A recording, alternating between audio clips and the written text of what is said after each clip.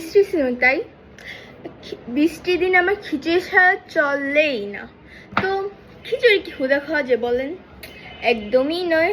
তো এখানে আমার রয়েছে টক ঝাল মানে স্বাদের অতুলনীয় স্বাদ। এটাতে হচ্ছে গার্লিক পিকলস ফ্লেভার, এটির গন্ধ, এটা হচ্ছে গার্লিক ফ্লেভারের আচার। আমার তো আচার ছাড়া কোনো খাবারই চলেই না।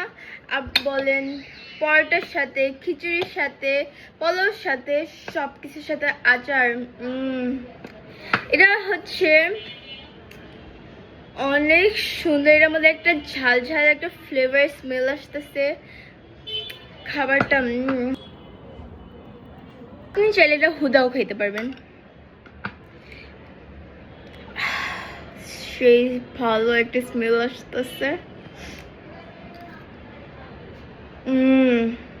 অনেক, এটি খাইতে যেমন মজা, দেখতে অনেক সুস্বাদু।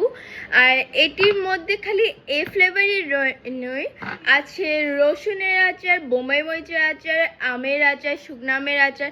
আপনি যাবেন এই লিঙ্কে।